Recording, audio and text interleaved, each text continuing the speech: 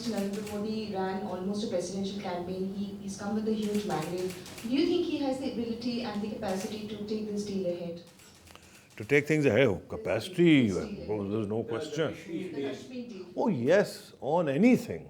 In fact, ironically, I was confronted with this dilemma myself.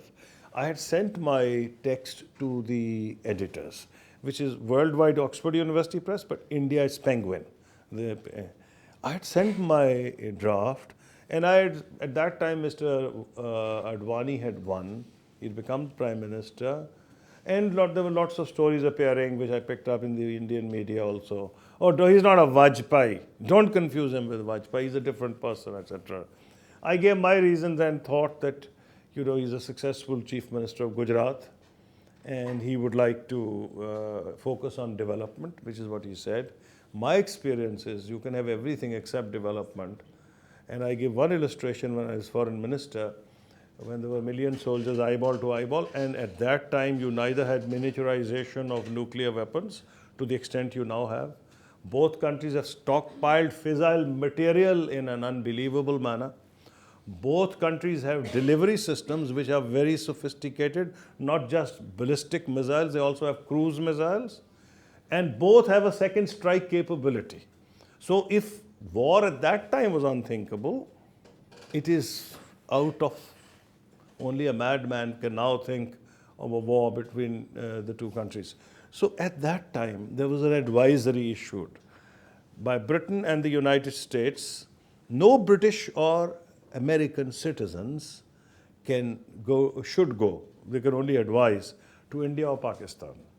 Because there could be nuclear, I don't know what, they use some words. Yeah, carefully couched phrase. Carefully couched. You have to be very careful in couching such. But the hint was that there could be something which could, in an unintended manner, lead to something. And billions of dollars fled, let alone billions of dollars coming into Pakistan and India. So my argument was, when I was writing, and I was happy that I'd written that, and then of course the Foreign Secretary level talks were cancelled after the meeting of the Pakistani High Commissioner with the Hurriyat leaders. And Pakistani said, we always knew this would happen. So I had to write a paragraph because I had to bring it up to date, and I said, I have not changed my opinion. I have still taken the risk because I feel, Mr. Narendra Modi, why do I say that? Every Indian leader that I've privately spoken to, the topmost leaders in India, have privately told me, let's make history. How can he be an exception to that? Privately, regardless of what people say, let's make history. And one of them said, oh, you're 10 years younger. I said, but I want to make it. He said, no, you're 10 years younger. I'm even keener than you are.